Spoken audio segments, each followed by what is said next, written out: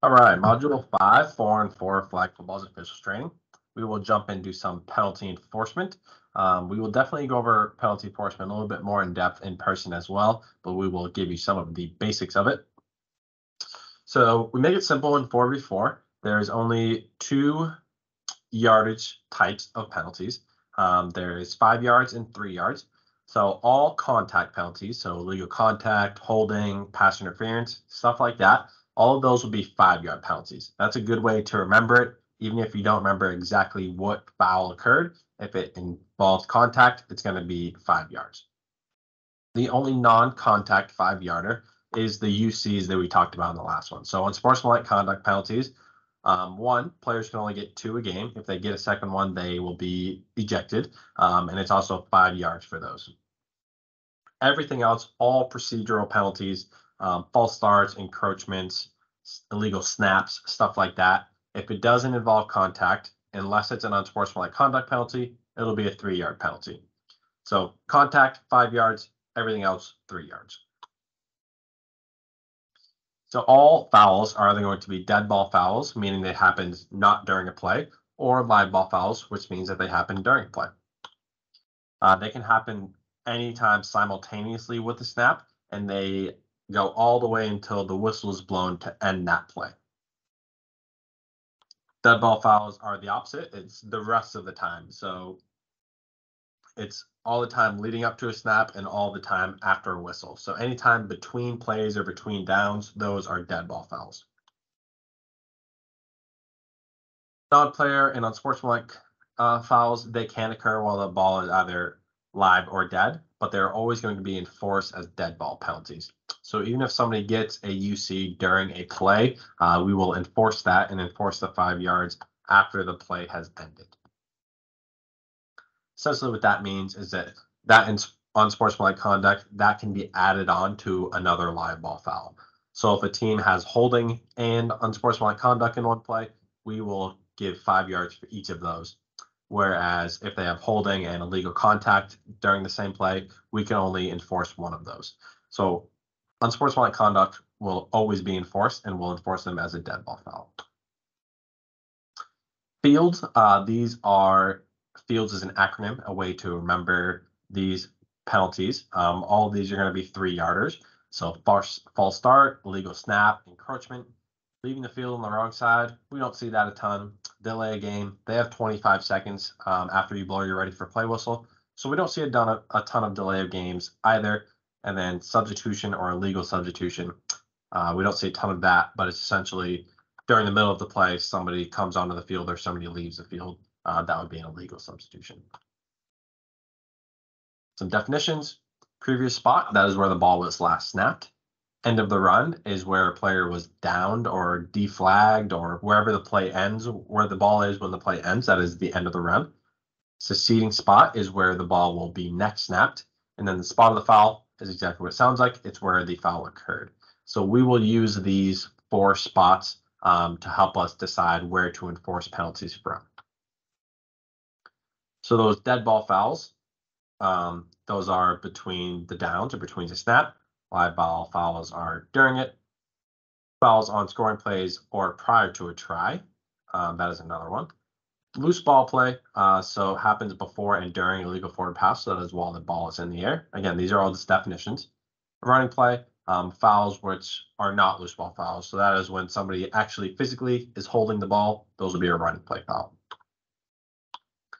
Blow and throw fouls. So these are where we are going to blow our whistle and throw the flag. So essentially, we have a penalty and we're ending the play.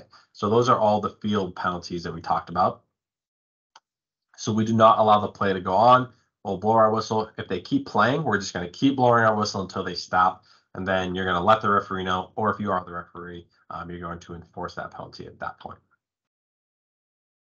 And these will be enforced from the succeeding spot. So if we remember and we go back, succeeding spot is where the ball will next be snapped. So false start, we are going to enforce them from where the ball should be snapped, which is that same spot. We're going to go 3 yards back.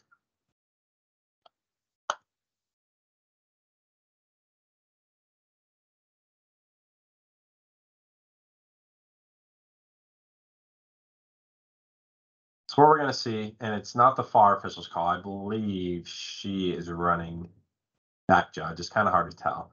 But it looks like there should be a false start. So we should blow our whistle and throw that ball. Blow our whistle and throw that flag right away so that the play does not go on.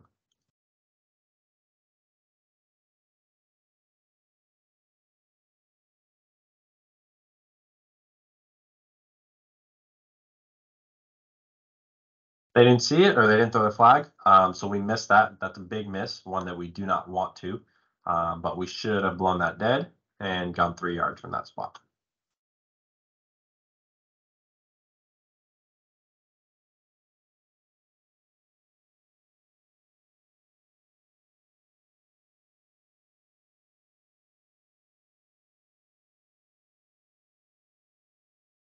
So I think what we're seeing here is the center kind of flinches, so it doesn't actually snap the ball, but that is still a false start, but the ball doesn't go live. So it's not simultaneous with it. So that's a dead ball foul, just a false start, same as the first video, 3 yards from that spot. We should blow and throw that as well.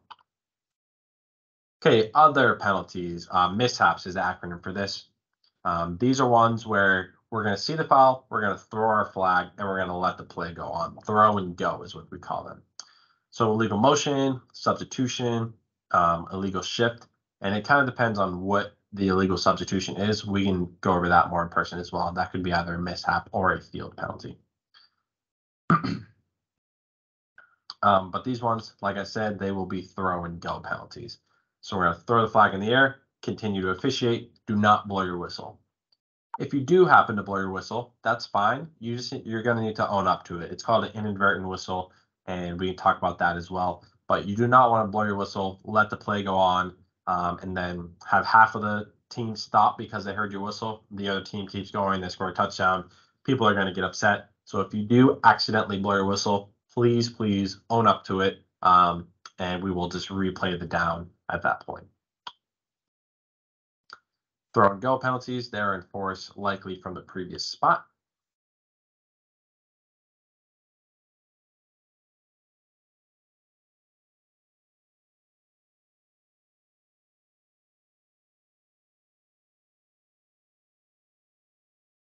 Yeah, so what we have here is it's a legal motion. This player in green just to the left of the center, he is not set before the ball is snapped. So this is an example where we will let the play go on, and then we will enforce from the spot or from the previous spot in this scenario.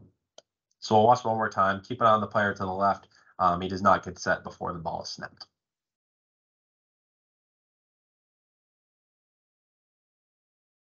Yep, very good. So we should throw a flag on that, let the play go out, and then it'll go 3 yards from that previous spot at the end, assuming the penalty is accepted.